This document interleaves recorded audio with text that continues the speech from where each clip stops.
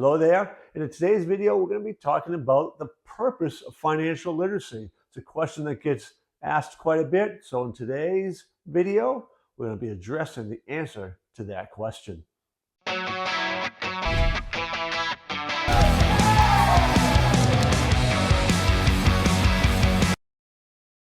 There's really 5 different purposes that we talk about when it comes to the reasons for teaching financial literacy.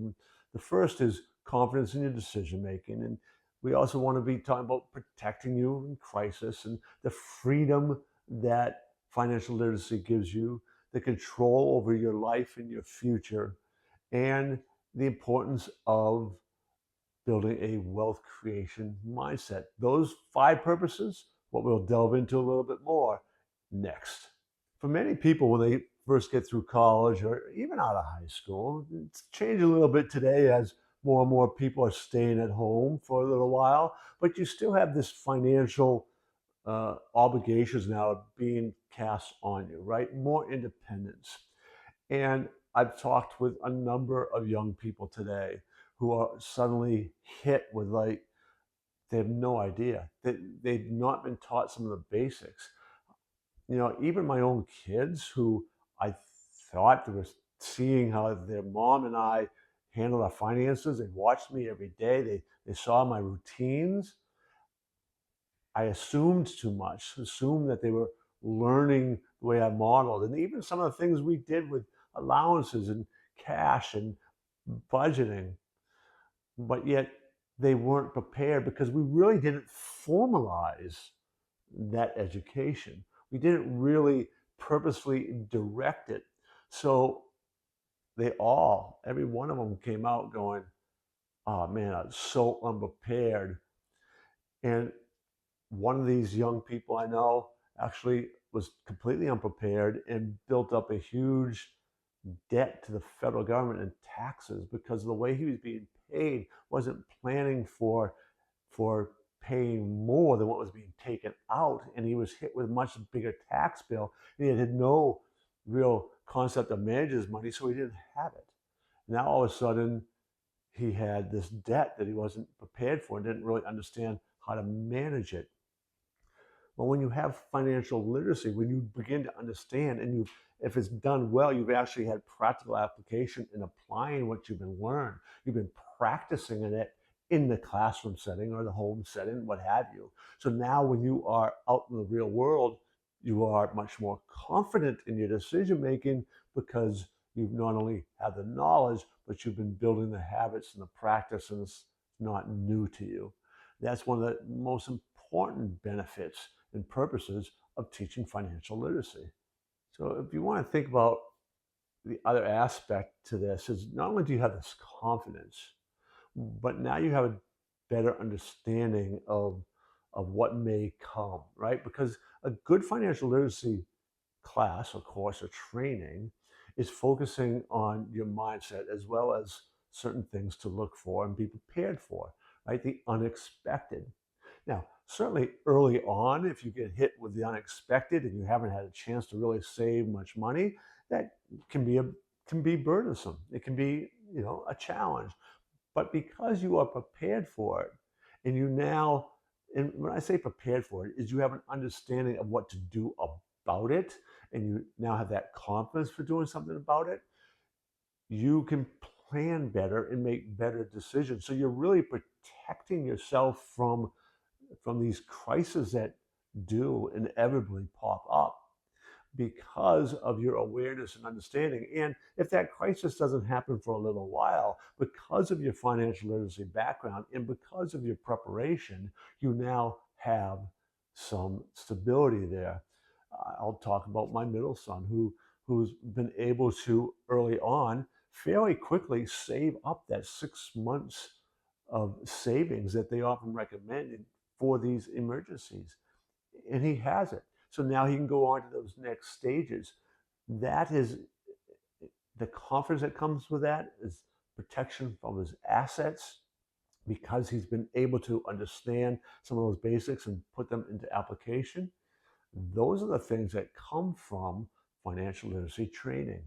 The other component that comes from this education, this knowledge, this mindset, these skills that you've developed, is it gives you freedom to choose. You got more power when you not just understand it, but when you've been able to put it into practice and apply it, right?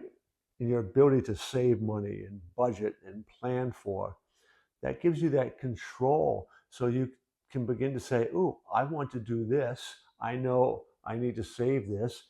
And that the freedom of understanding how wealth is created, which is all part of this, and what you might need to do to go, "Oh, I would really like to have this. That's out of my budget. How can I go about kind of getting there so that I may do that?" That sort of power that you get, that confidence and the freedom and all, and the power of being of understanding that is is profound. It really has a tremendous impact, and it's that feeling and those emotions that come with that that are invaluable, and it's one of those hidden kind of benefits of financial literacy.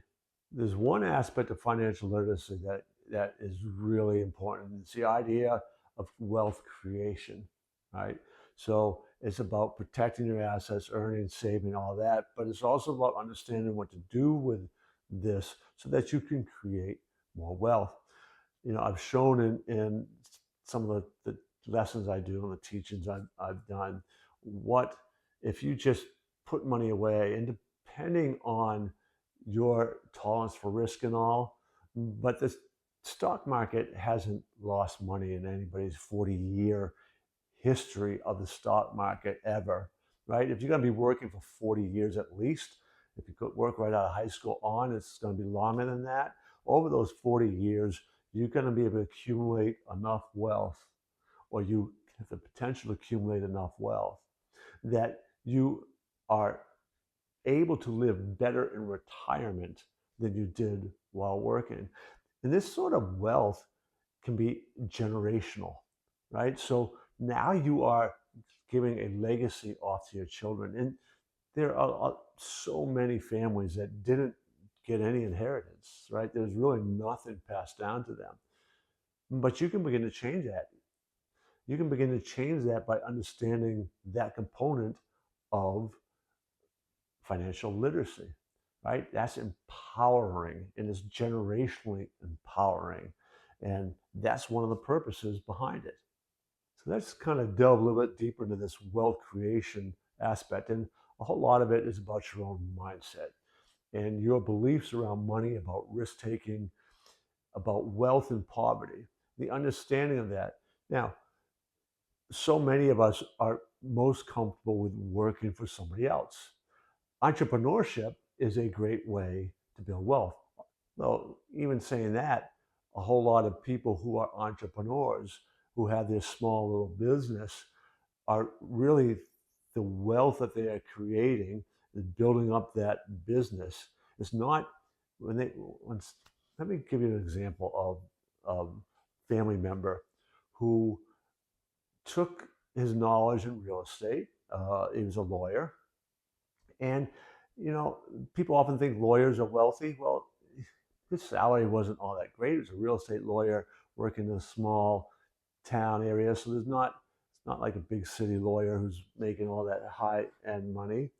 But through his knowledge and understanding of what it takes to create wealth, he started buying up some properties.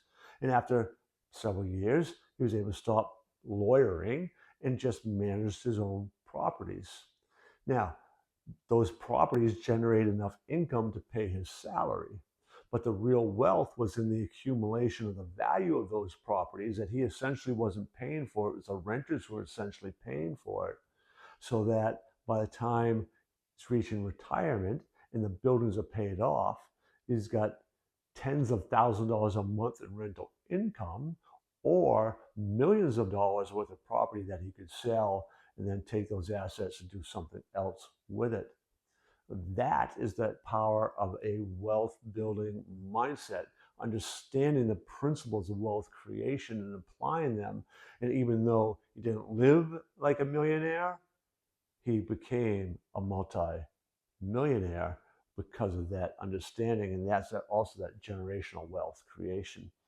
We just came to the end of another video, and I encourage you to subscribe to our channel. When you subscribe, you help bring these messages to more people, and that's so powerful. It's a message that some people need to hear. One of these videos, there's somebody out there that you know needs to hear it. So I'm encouraging you to not just subscribe, but leave a comment, share this, leave a comment from me. It helps me to get better. But there inevitably there's somebody you know who probably needs to hear this message as well. And when you engage, share it, like it, pass it along, it helps.